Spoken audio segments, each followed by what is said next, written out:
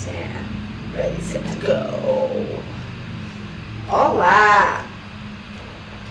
Ora, cá estamos nós, aqui naqueles domingos que não se faz nada e está frio. Não sei ter frio, eu hoje sinto muito frio. Aliás, já pus o aquecedor aqui no máximo que está frio. Aliás, o Félix, olha, ele anda por aí, está um bocadinho desesperado, está à espera que eu fique sossegadita, que é para ele se aninhar aqui no colinho a aquecer.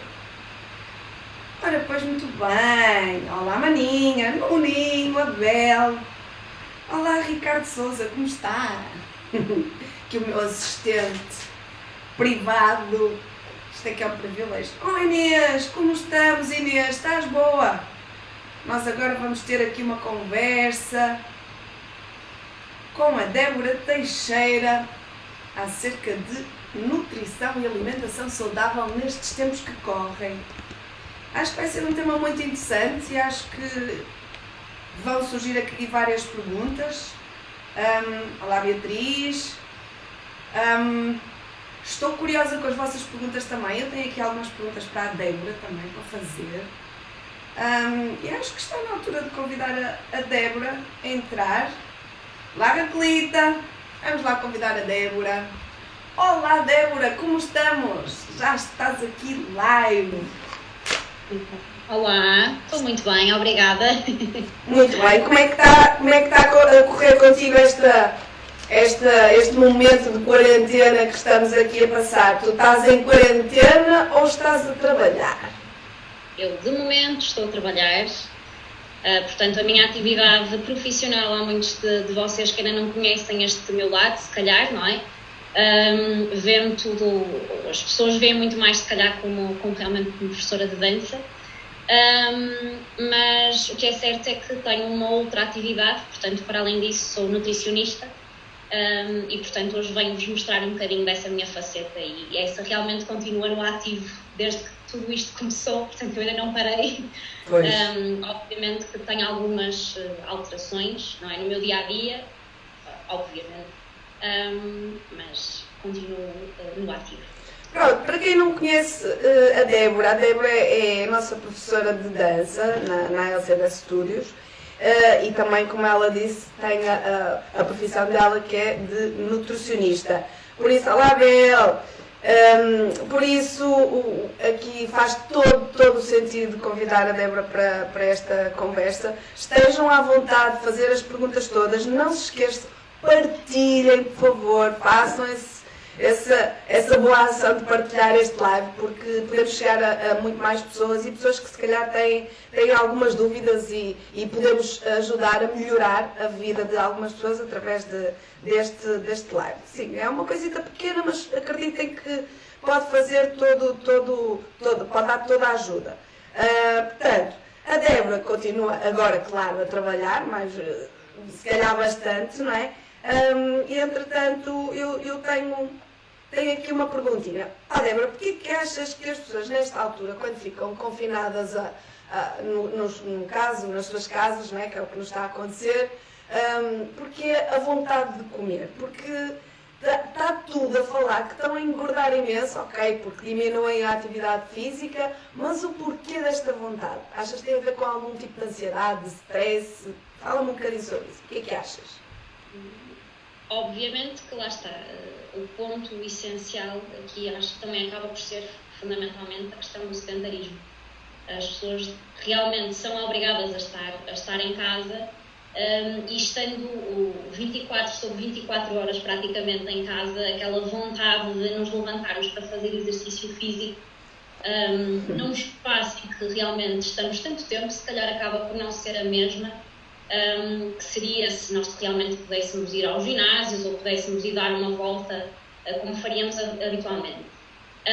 Contudo, obviamente que a questão do stress, porque realmente há aqui uma componente de stress emocional, é óbvio, porque realmente ninguém sabe exatamente o que é que vai acontecer, onde é que nós estamos, não é? Para onde é que caminhamos.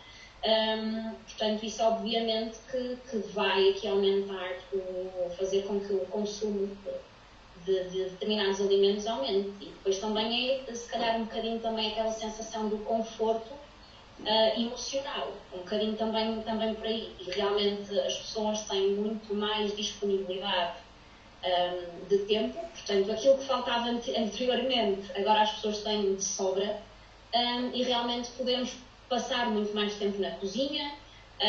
Quando vamos, se calhar, ao supermercado, como sabemos que podemos ir muito menos vezes, compramos determinados alimentos que, se calhar, à partida vamos saber que são mais prazerosos para um momento que realmente nos apeteça.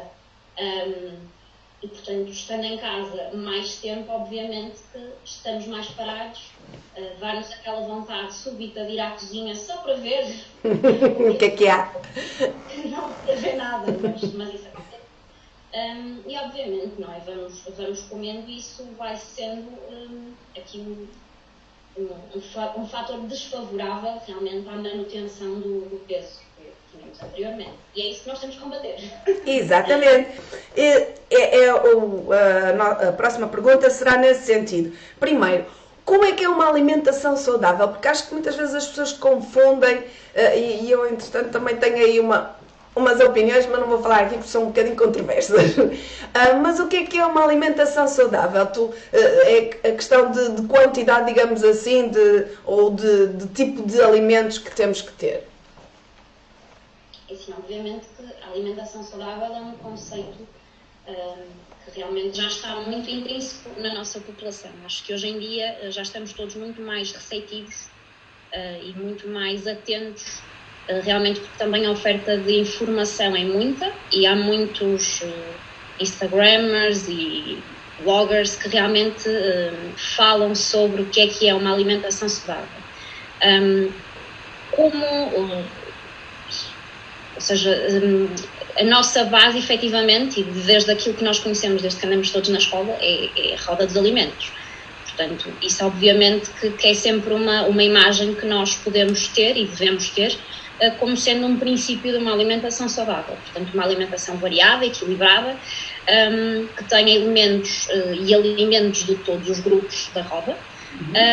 E realmente depois isso vai variar de acordo com a nossa atividade física, com as nossas necessidades energéticas, que isso sim vai depois variar entre os indivíduos. Mas acho que é um bocadinho isso, ou seja, ir buscar alimentos de todos os grupos. Obviamente que na roda dos alimentos isso aí é claro, portanto nós não precisamos de todos os alimentos nas mesmas proporções. E a roda dos alimentos ajuda-nos realmente a ter essa ideia. Mas pegar então, ter um bocadinho de todos os grupos, portanto os hortícolas, os frutos, o pescado, carne, ovos, ou qualquer outra fonte de proteína, atenção, porque depois temos obviamente a alimentação vegetariana e mesmo a vegan, e obviamente que depois temos outras fontes proteicas, como as leguminosas, por exemplo, leite e derivados, as bebidas também vegetais que agora também acabam. Portanto acho que a alimentação saudável é precisamente isso, ou seja, termos realmente aqui todos os alimentos, um bocadinho de todos os alimentos na nossa alimentação. Tu imagina, se nós imaginarmos um prato, né? Em cada refeição, à partida devemos comer sopa, fruta, e depois tem um prato principal, certo? Imaginando o prato e o prato dividido, imagina em quartos, em 4 partes, ou diz-me, por favor, que quantidade de leguminosas deverás ter esse prato, de hidratos de carbono e de proteína? Atenção que, por exemplo, aqui as leguminosas também são uma fonte de hidratos de carbono. Exato. Ou seja, as proteínas acaba por ser um bocadinho mais rico do que, por exemplo, um arroz, porque vai ter aqui aminoácidos essenciais. E, por exemplo, há muitas pessoas que acabam, por vezes, por evitar a questão de comer feijão e arroz, porque acham que realmente incluir 2 fontes de hidratos de carbono, e não é bem assim. Porque realmente vão ter proteínas, ambos estes alimentos têm proteínas e complementam-se de forma incrível. Portanto, uns têm aminoácidos limitantes e outros não, e portanto eles complementam-se muito bem. Olhando para o prato, obviamente que normalmente acaba por se dividir efetivamente em quartos, e quase meio prato, se calhar mais com legumes e realmente, portanto, aqui alimentos de baixa densidade energética, mas muito ricos nutricionalmente. E depois então sim um quarto do prato com a proteína e o outro quarto com os hidratos de carbono. Regra geral, visualmente, numa população em geral, e atenção que depois isto pode muito de indivíduo para indivíduo, normalmente a ideia é um bocadinho essa. Pronto, acho que isto já vai ajudar. Agora também tem a ver depois com o tamanho do prato, não é? Isso aí já são outros 500. Mas se for um prato grande... Pronto, um prato normal, certo? Agora, como estamos nesta altura de Covid, digamos assim, nós temos que ter a preocupação de reforçar as nossas defesas, certo? E podemos fazê-lo através da alimentação. Que alimentos tu achas que devemos consumir mais nesta altura se queremos reforçar as nossas defesas? Aqui é assim, eu tenho uma ideia que também poderemos gerar aqui depois alguma controvérsia. Sim. Mas pronto, é mesmo para isso, não é? Assim, vamos falando e vamos aqui trocando algumas ideias. Mas a meu ver, nós também não podemos estar à espera agora de um milagre. Ou seja, não vai ser alimentação que de um dia para o outro, portanto, nós vamos agora começar todos a comer comida saudável e nada nos vai pegar. Ou seja, temos que ter realmente essa ideia presente que mais do que tudo, mais do que uma alimentação saudável, é que precisa criar hábitos saudáveis. Portanto, vai muito além da alimentação, portanto, também temos a questão da atividade física e tudo isso é que vai reforçar realmente aqui o nosso sistema imunitário. Agora, de qualquer das formas, há aqui uma série de vitaminas e minerais que realmente vão ser importantes nesta fase. Portanto, há realmente vitaminas que nos reforçam o sistema imunitário, seja a vitamina C, por exemplo, que é muito, acho que é se calhar a mais conhecida, que vai estar muito presente nos alimentos cítricos, nos citrinos, portanto, morangos, kiwi. Temos a questão toda da vitamina A, por exemplo, que maioritariamente, ou se calhar a ideia mais presente é estar associada a alimentos de cor de laranja, portanto são aqueles que estão... Portanto, a abóbora, por exemplo, mesmo a batata doce, a cenoura, a questão de algumas outras vitaminas, seja a vitamina D, por exemplo, que acho que também já se fala bastante dela, e apesar de termos alimentos, da oferta de alimentos que nos pode fornecer esta vitamina ser um bocadinho limitada, portanto ela maioritariamente está presente no peixe gordo, se bem que a porção de vitamina D que nos fornecem é relativamente reduzida e, portanto, devemos procurar realmente a exposição solar, se tivermos uma varandinha em casa, que agora não podemos ter.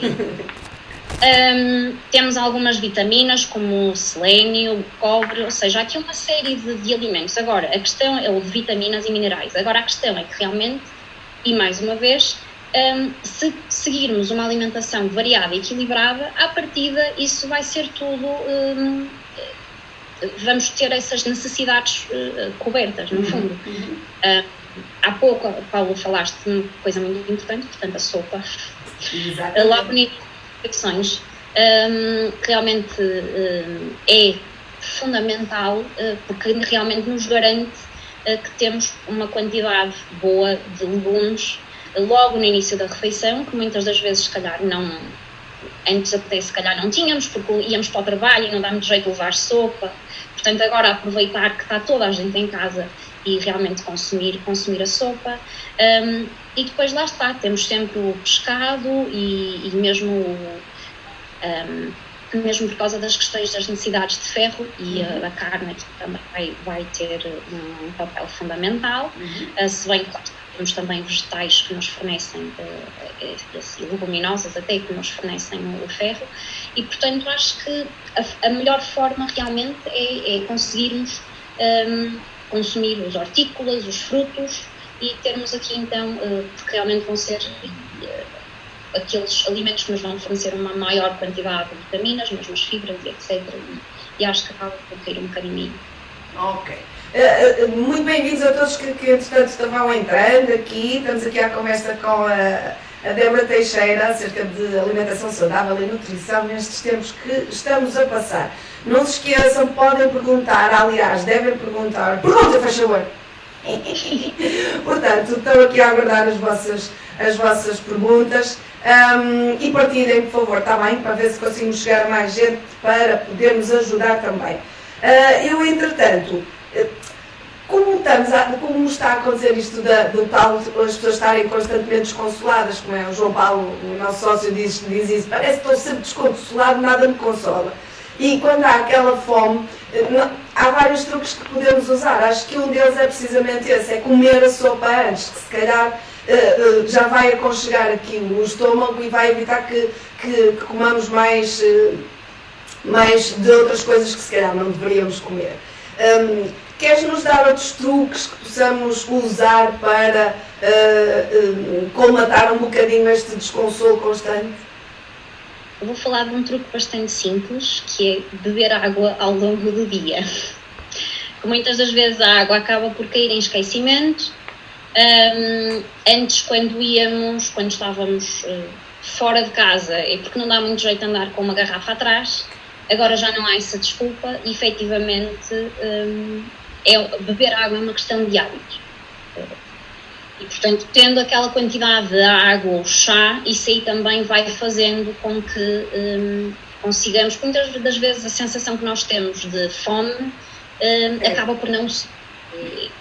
Acaba às vezes até sede e depois o desconsolo, mas realmente se uma pessoa for bebendo água ao longo do dia, isso já é uma estratégia simples, que só vai trazer benefícios, porque realmente manter aqui a taxa de hidratação é muito importante, principalmente, e nesta altura tem-se falado muito disso, da importância de beber água, e portanto passa um bocadinho por aí.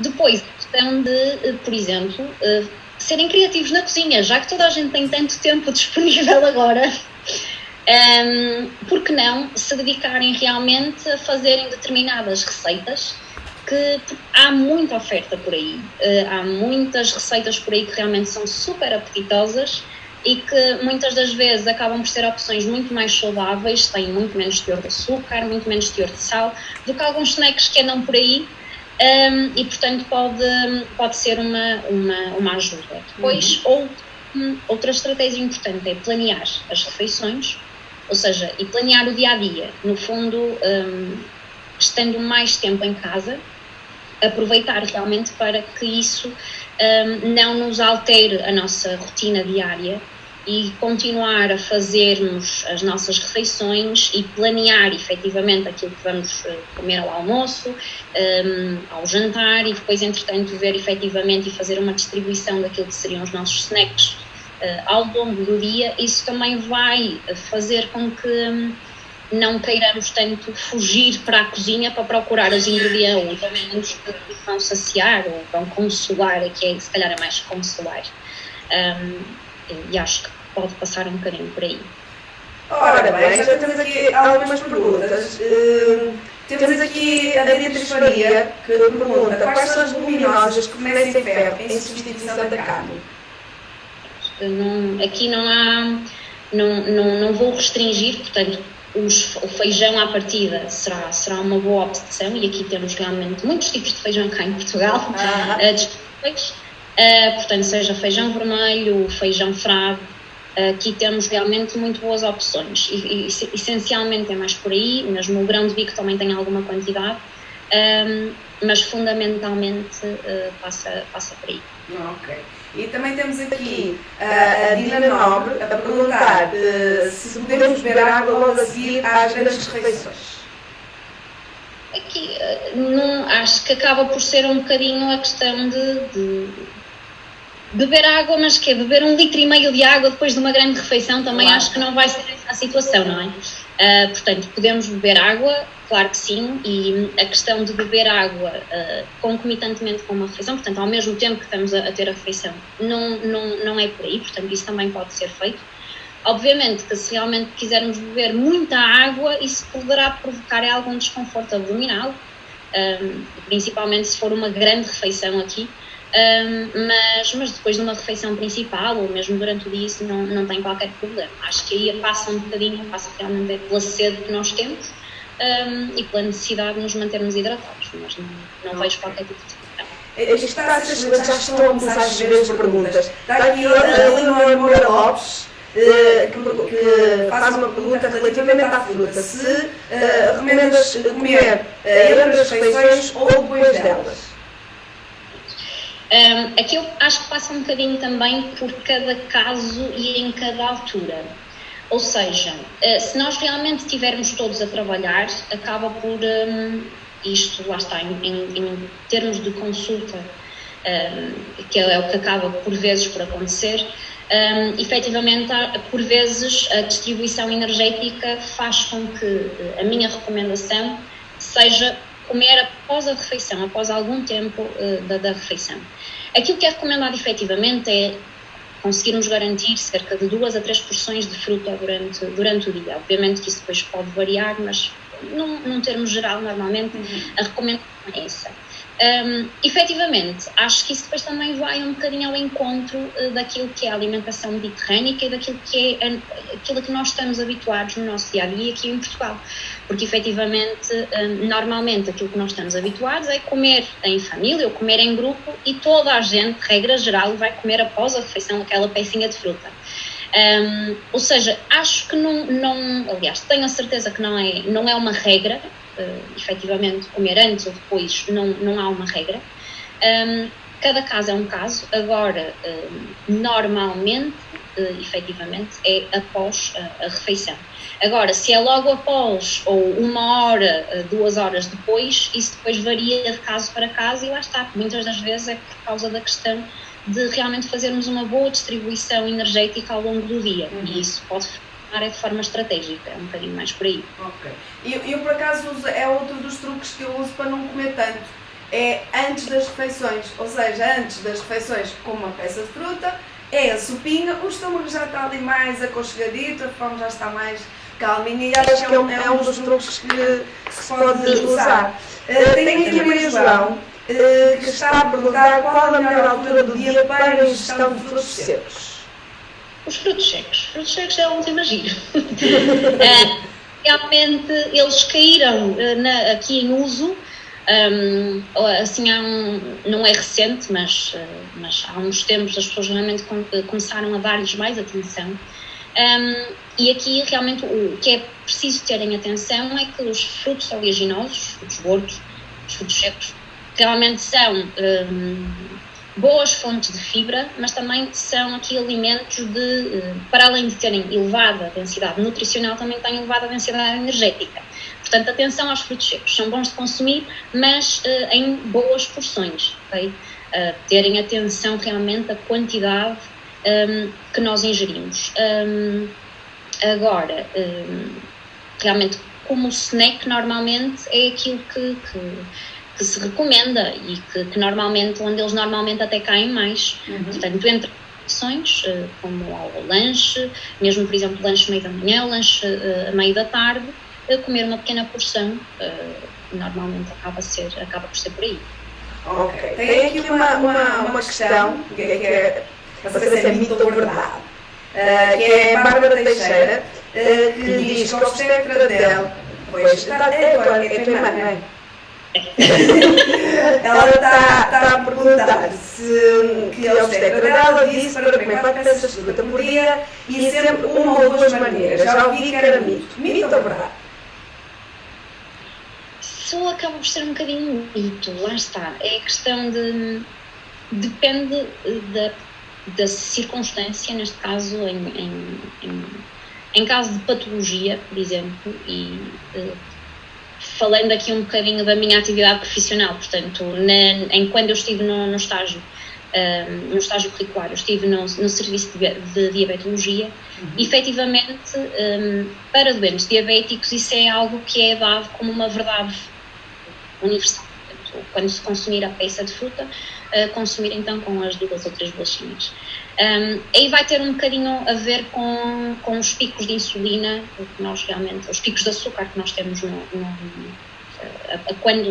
consumo da fruta, porque realmente são alimentos que essencialmente são ricos em açúcares simples e, portanto, são rapidamente absorvidos e trata-se de atrasar um bocadinho essa absorção. Agora lá está, tem a ver um bocadinho com o que é que a pessoa come além da fruta, não é? Porque se for a fruta após uma refeição normal, as bolachinhas não estão ali a fazer nada.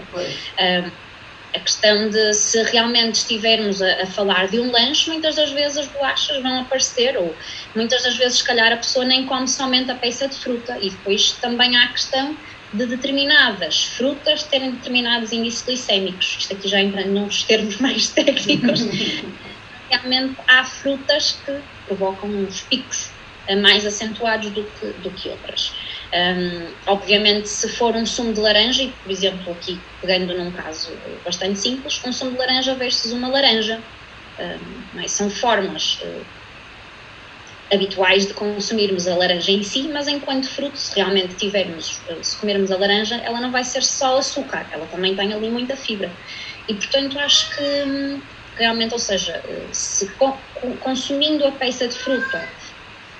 É o Félix, está a querer entrar também. Desculpa. Não tem mal. Mas realmente consumir com as duas marinheiras não tem problema. Agora é questão de realmente se vai consumir somente a peça de fruta, ok. Mas acho que tem a ver também com o intervalo de tempo em que está a fazê-lo após as refeições e um bocadinho mais. O Félix está a dar cabo da câmara, ele está a entrar em ação. Desculpa. Pronto. Tem aqui também, há uma... a Tina Nobre diz que é viciada em chá e bebe 3 litros por dia, desde que seja sem açúcar, não é? Não tem problema nenhum. Normalmente aquilo que é recomendado é entre 1,5 litro a 2 litros de água. Para a população em geral, normalmente fala-se muito dessa referência. Mas obviamente que as necessidades também vão aumentando de acordo com a atividade que a pessoa tem durante o dia. E quer dizer, eu se vos disser que realmente eu bebo no mínimo 3 litros de água por dia, se calhar para algumas pessoas vai parecer um exagero. Acho que isso depende muito da necessidade que a pessoa vai sentindo ao longo do dia. E porque realmente sentirmos sede não é um bom sinal, ok? Portanto, devemos beber água antes de sentir essa necessidade. E realmente as necessidades vão variando de indivíduo para indivíduo. Mas sim, se for sem açúcar não tem problema nenhum. E também a questão da taína, não é? Que para não ficar, não ser à noite principalmente, não é? Lá está, depois também temos diferentes tipos de chá que também vão ter diferentes concentrações, mesmo até mesmo a cafeína, que alguns também vão ter. Exatamente. Ora, está aqui a Elizabeth Souza. O ovo é vilão ou não? Porque há quem diga que comer ovo todos os dias não faz mal e que tudo depende de como ele é cozinhado. Olha, cá está, uma rica questão. O ovo não é um vilão. Agora, tem a ver, provavelmente, é mais com a quantidade de ovo que realmente vamos estar a consumir durante o dia, ou seja, se for consumir um ovo cozido, ou até se fala muito até das omeletes de claras, por exemplo, ou ovo numas papas de aveia, por exemplo, ao pequeno almoço, aí não tem problema. Agora, se for um ovo estrelado, cheio de óleo, aí se calhar a história já vai ser outra. Obviamente que aqui, se calhar, entrando num outro fórum, que é a questão do colesterol elevado, que até há uns tempos se dizia que o ovo é que fazia aumentar o colesterol, não é o caso.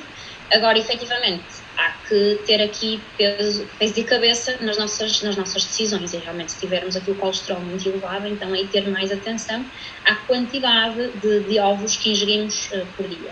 Mas não, o ovo não é um vilão. Agora, efetivamente, é preciso ter cuidado com a forma como estamos a consumi-lo, se bem que realmente o ovo é uma opção super versátil, que podemos incluí-la em praticamente todas as refeições de forma distinta, diferente, sem que caiamos naquela fase do já estou cheio de comer ovos, não é? Aliás, o ovo é bastante nutritivo, a ponto que é o que alimenta o pintainho, não é? Ou para nascer, é de onde vem o pintainho, portanto ele precisa de nutrientes, logo o ovo deve ser muito rico, com certeza, não é? Gema principalmente em vitaminas e minerais, tem bastantes. Lá está, claro, acaba por ser uma opção precisamente por causa da densidade energética, porque vai ter pouquinhas calorias face ou versus uma gema do ovo, mas o ovo acaba por ser uma ótima opção. Okay. E mesmo pela questão agora nesta fase, pela boa durabilidade que o próprio ovo tem, face a outros ingredientes ou outros alimentos. A questão também de não precisar necessariamente do frigorífico para se conservar, pelo menos nesta altura em que ainda não estamos com muito calor. E portanto acaba por ser uma excelente opção para termos em casa. Okay. Agora há aqui e aliás tudo depende do equilíbrio, não é? Porque as pessoas dizem, eu não posso comer ovos porque se calhar ingere outro tipo de coisas que vai influenciar o colesterol, não é? E ainda acrescenta o ovo, portanto tem tudo a ver com... É um conjunto, não é? Não é só por uma coisa. Há agora aqui uma dúvida. Eu gosto bastante de consumir vegetais crus. Seja alface, seja cenoura, seja cebola, seja tomate, pronto. E inclusive até já fiz saladas com a parte que normalmente vai para o lixo do brócolo. Aquela parte mais grossa, e eu parto aquilo em fatinhas pequenininhas e bem fininhas e sabe muito bem na salada. Só que há agora uma questão, por causa disto do Covid, já ouvi dizer que aconselham a cozinhar os alimentos, mesmo estes vegetais, a consumi-los cozinhados. Qual é a tua opinião em relação a isso? É assim, preferencialmente é uma opção. Agora, nada nos impede de comer uma salada. Obviamente, agora, mais do que nunca, temos que ter muita atenção na forma como higienizamos os alimentos. Muitas das vezes, utilizar algumas soluções que realmente permitam essa melhor higienização, mais do que simplesmente lavar com água, nem que seja a questão, se não tivermos estes produtos, nem que seja, por exemplo, a questão mesmo do próprio vinagre, que acaba por ser uma opção que toda a gente tem em casa, ou seja, previamente a temperar e a preparar a salada, portanto deixar algum tempo de molho, efetivamente para permitir uma melhor desinfecção destes alimentos e para que eles possam realmente ser consumidos crus sem que nos aportem qualquer tipo de problema extra face à epidemia que vivemos atualmente. Agora, não há nenhum impedimento. É mesmo esta questão, portanto, agora, mais do que nunca, apelar à boa higienização de qualquer alimento e ter, por exemplo, atenção na altura da manipulação, por exemplo, portanto, quando estamos a lavar os alimentos, ou seja, o que é que acontece? Nós pegamos no tomate ou na salada e colocamos diretamente na banca, atenção, que depois também vai ficar, não é? Também pode ficar contaminada. Portanto, mais do que somente higienizar bem os ingredientes, todos os utensílios, a banca ou a mesa de trabalho, impedir a contaminação, que se chama a contaminação cruzada, portanto, impedir o cruzamento entre determinados alimentos, cozinhados e frescos crus, e acho que, portanto, tendo isto em mente, não há qualquer impedimento para que continuemos a consumir saladas. Ok. Eu normalmente quando chego do supermercado, porque aconselho a limpar tudo e isso, quem aconselha a limpar tudo com certeza não vai às compras e não sabe da quantidade de embalagens que uma pessoa tem. Então o que é que eu faço? Eu deixo as sacas das compras ali na entrada e só no dia a seguir é que vou arrumar aquilo. E mesmo em relação à alface, eu faço isso assim. E depois, entretanto, claro, lavo folha a folha e ainda coloco de molho com vinagre. Vinagre de cidra, no caso. Portanto, estou a fazer bem. Sim, acho que sim. E estar a limpar as embalagens todas, eu já ouvi dizerem isso quando chegarmos a casa. Só de pensar, a quantidade de embalagens que tenho aqui. E ainda por cima agora, não é? Porque uma pessoa evita ir muitas vezes ao supermercado, portanto, indo uma acaba por trazer muito mais coisas de uma só vez e sim, ficava depois, entretanto, mais uma hora a fazer a higienização como deve ser.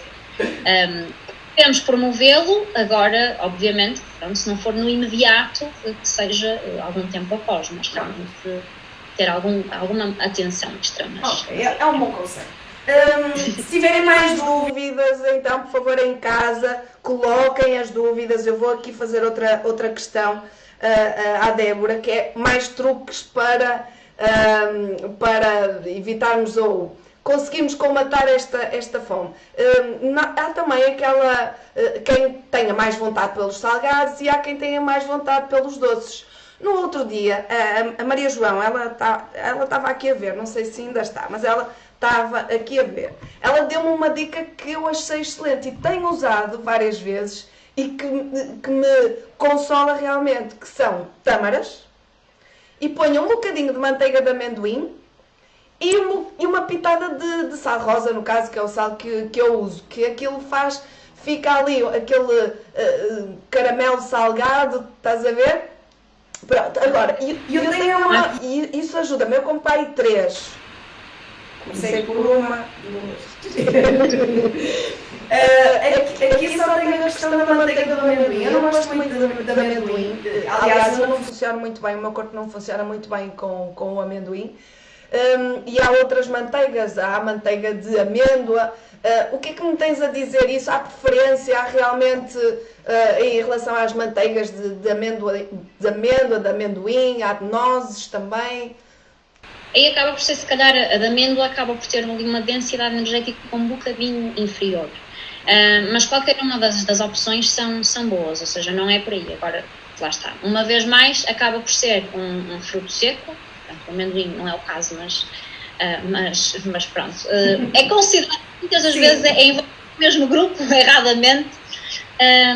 Mas a questão é que realmente são aqui alimentos que têm uma densidade energética elevada, ou seja, fornecem bastantes calorias por 100 gramas, o conceito é este. E realmente temos que terem atenção, por exemplo, a quantidade de manteiga que vamos colocar dentro da tâmara, porque a tâmara por si só também já vai ter aqui algum açúcar.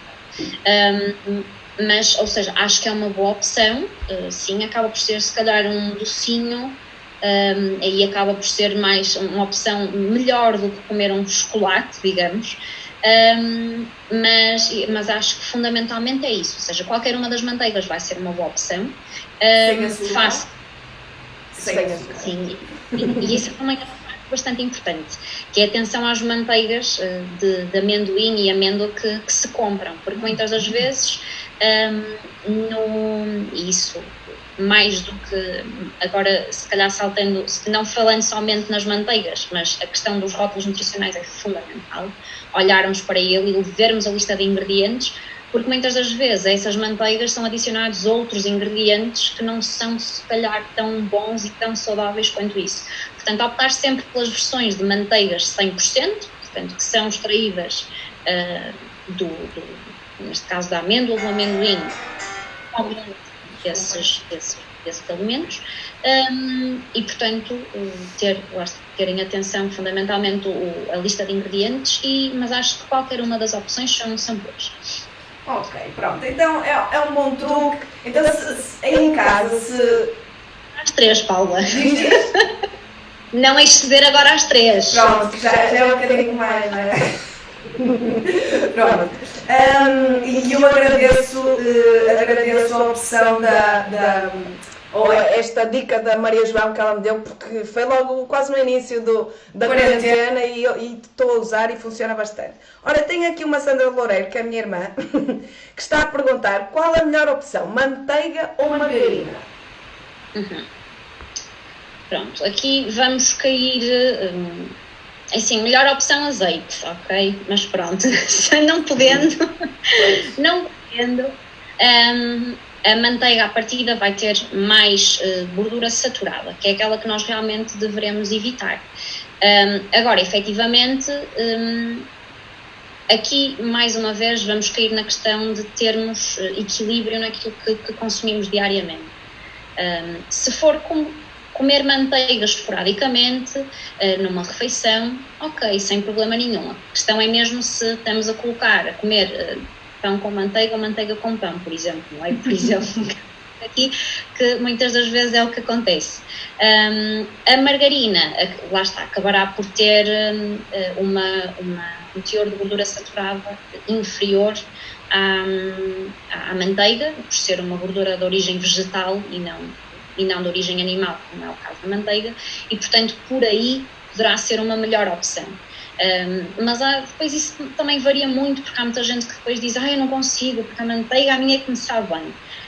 Aí lá está a optar também pelas versões que realmente têm um menor teor de gordura, portanto as versões light, as versões magras, para fugir um bocadinho aquela questão de ter muitas calorias numa só refeição e ter consciência da quantidade que temos a colocar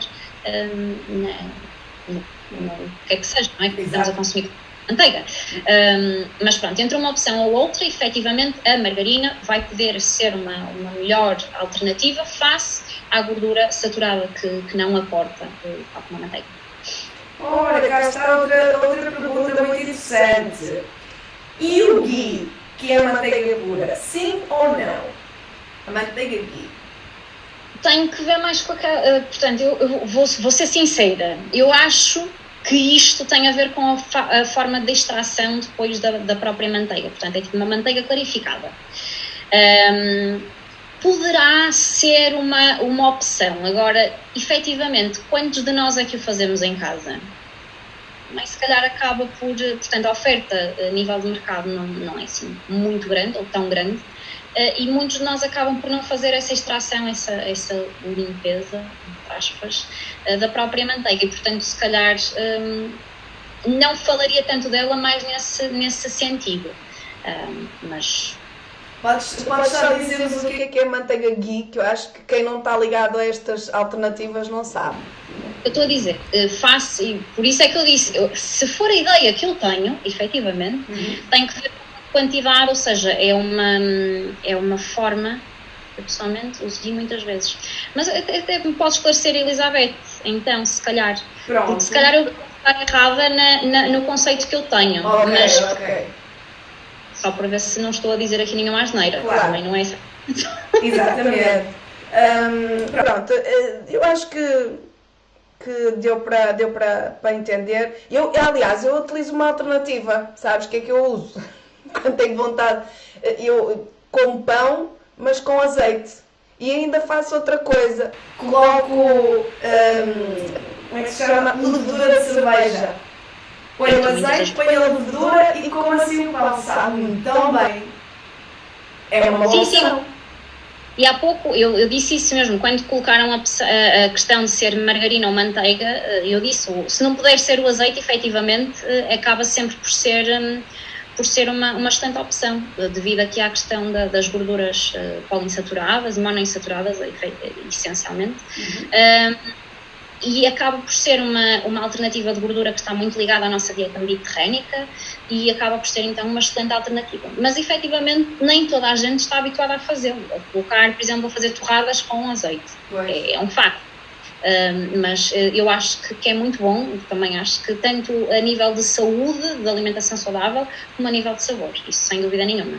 Aliás, há uma em Espanha, na zona mais de sul de Espanha, e eles têm lá um grande hábito que é no churrasco, eles colocam o pão a grelhar, no sítio onde grelham a carne também, e depois põem alho, azeite e tomate desfeito, ou seja, a pessoa vai com o alho raspar na tosta, passa um bocadinho de azeite e passa também o tomate, aquilo é delicioso. Têm experimentado lá em casa, vão ver aí, e é saudável, certo?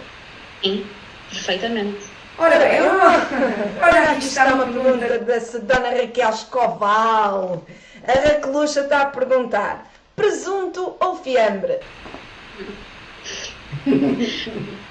Ora bem, preferencialmente dar aqui a opção melhor do ponto de vista nutricional é o fiambre de aves, não é?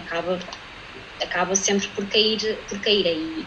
Obviamente que o presunto à partida vai ter um teor de gordura superior. Agora, lá está, há presuntos que realmente são muito mais gordos do que outros e acaba por ser uma questão de fazermos as melhores opções, as melhores escolhas a partir daí, ou seja, termos realmente nada é proibido. Agora, efetivamente, fugir aqui àqueles que têm maior teor de gordura, a tirar aquelas beirinhas todas que normalmente se vê no presunto. Agora, se for como uma opção de consumo durante o lanche, durante um snack, uma refeição intermédia, o fiambre vai ser uma opção melhor do que o presunto.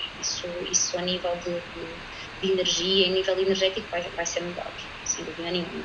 Olha, já temos aqui a Elizabeth Souza a explicar que ghee é uma manteiga pura, uma gordura láctea separada de 100% de natas frescas. Mas eu acho que é mesmo aquilo que eu estava a pensar. Exato. O processo acaba por ser levar ao lume brando, obviamente, não é? Que a intenção não é que a manteiga ferva, longe disso, porque realmente isso ainda vai saturar mais as gorduras, e depois acaba aquilo vai formando uma camada gradualmente, em que essa gordura vai havendo uma separação entre a gordura saturada versus a outra. Portanto, é gordura clarificada, uma manteiga clarificada. E aí lá está, vai ter realmente um teor de gordura saturada inferior a uma manteiga normal.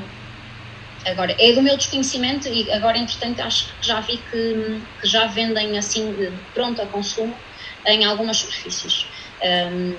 Se fosse realmente fazê-lo em casa, honestamente acho que poucos de nós o fazem, mas acaba por ser uma opção. Isso. Temos aqui uma pergunta muito interessante do Vítor Barreira e vai ser a última. Que diz, nesta altura de confinamento, as pessoas tendem também a aumentar o consumo de álcool. Qual a quantidade aceitável diária que deveríamos consumir? Certíssimo. Ora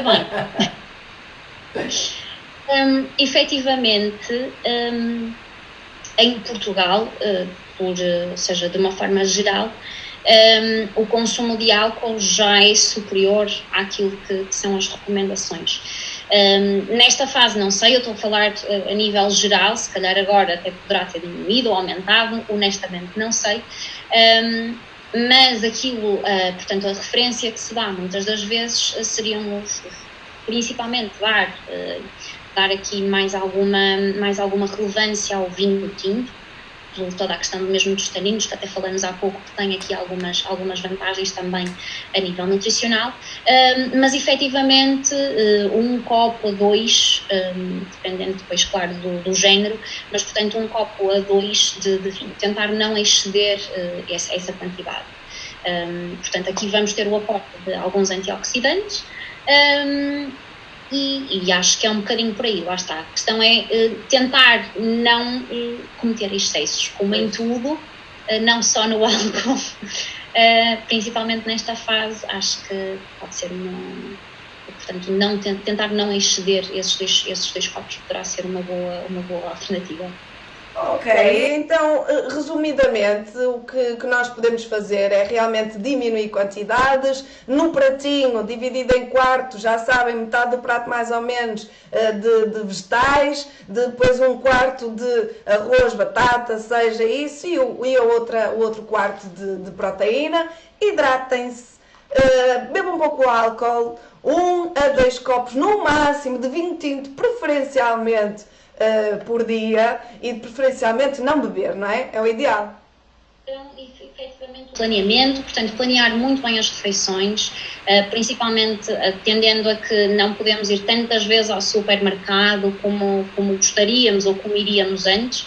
Portanto, conseguir realmente fazer um planeamento do nosso dia-a-dia, face àquilo que nós temos já disponível e ver aquilo que realmente precisamos, não é aquilo que queremos, mas aquilo que realmente precisamos nas quantidades acertadas, porque isso realmente é que vai ajudar a que não se cometam tantos excessos durante esta fase em que realmente temos uma oferta muito maior, temos muito mais tempo, passamos muito mais tempo em casa, para evitar aquelas idas à cozinha para procurar a solução e o conforto, e dedicarmos à alimentação saudável. Acho que fundamentalmente, ou seja, experimentar aquelas receitas que se calhar não tínhamos tanto tempo, mas que sabemos que à partida serão boas opções, dedicarmos a elas, e acho que acaba também por ser uma boa forma de passarmos o tempo. A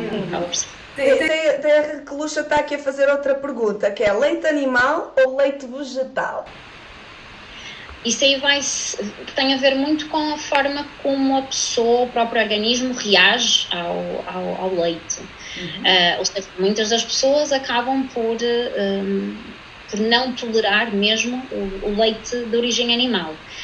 Atualmente já temos uma oferta, uma variabilidade muito, muito grande de bebidas vegetais, Aquilo que se calhar já não se via há uns 6 anos, porque normalmente as bebidas vegetais tinham um teor de açúcar muito elevado, normalmente havia essa associação, portanto, valor proteico baixo e um valor de açúcar muito elevado. Hoje em dia já temos uma oferta que realmente não vai a esse encontro, portanto já tem um teor de proteína considerável e já tem, muitos deles até já dizem sem açúcares adicionados e, portanto, acho que qualquer uma das opções pode ser muito boa, tudo vai depender da forma como o organismo reage à digestão, não é? Neste caso, se faz ou não bem a digestão do leite e, obviamente, às opções alimentares, não é? Se for uma pessoa vegetariana ou vegan, à partida só vai ter uma opção, não é? Que são as bebidas vegetais. Claro.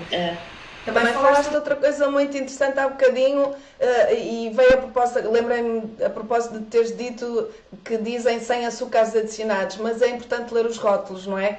Porque muitas vezes diz sem açúcar adicionado e depois vais lá a ler e diz que tem sumo concentrado. Nós somos maltodextrinas, ou seja, o açúcar muitas das vezes vem mascarado com outros nomes. Exatamente. Não é o facto de ter mel, por exemplo, que não vai ter açúcar. Tudo isto depois, obviamente, o caso da frutose, por exemplo, que muitas das vezes se associa e se vê que é uma opção muito boa. Obviamente que há aqui açúcares que são melhores opções do que outras, mas não deixam de ser açúcares. Exato. Isso sem dúvida nenhuma. Pronto, então há que ter atenção aos rótulos. Agora temos um bocadinho mais de tempo também, quando vamos às compras, podemos ler os rótulos. Quando tem nomes esquisitos, aqueles nomes assim, os Zés e essas maldocastrinas, coisa bonita, quando tiver esses nomes estranhos, então evitar, não é? E há outras opções, porque hoje em dia há tanta opção, não é? Que podemos ver. E é só nos inícios que perdemos um bocadinho mais de tempo a ler o rótulo, antes de conhecermos, porque depois já sabemos, já vamos diretos àquele produto que já sabemos a sua constituição. Pronto, Débora, muito obrigada. Espero que lá em casa também tenha sido bom para vocês, tenham ficado esclarecidos. Débora, muitos beijinhos, espero que continues bem. Espera aí, uma mensagem que o meu... já sei, o meu agente aqui que me está a dizer as coisas que eu não me lembro. Queria pedir-te uma mensagem, para lançar uma mensagem lá para casa. Uma mensagem para as pessoas lá em casa? Algo positivo. Algo positivo é manter-nos todos positivos, manter-nos ativos essencialmente, portanto aproveitar agora que realmente também é uma fase em que é desconhecida para todos, mas realmente nós temos que ser otimistas, porque isso sem dúvida nenhuma é que vai ser aqui o grande impulsionador para conseguirmos ultrapassar isto tudo. E não estamos sozinhos, portanto estamos todos na mesma situação, estamos todos no mesmo barco, estamos todos aqui, eu pelo menos estou aqui também para vos ajudar, portanto qualquer situação que não tenham visto que tenha sido esclarecida, podem falar comigo a posteriori. Ainda não tenho nenhuma página profissional oficial, mas nas redes sociais é fácil de me encontrar de qualquer das formas e estou disponível para falar com qualquer um de vocês. Isso é excelente. Portanto, estamos todos juntos nisto e vamos ultrapassar com certeza. Juntos somos mais fortes, certo? Muito obrigada. Espero que tenham gostado e cá nos vemos aí um desses domingos. Não sei ainda quando é que vai ser, mas estaremos cá, sim? Obrigada e fiquem bem. Cuidem-se.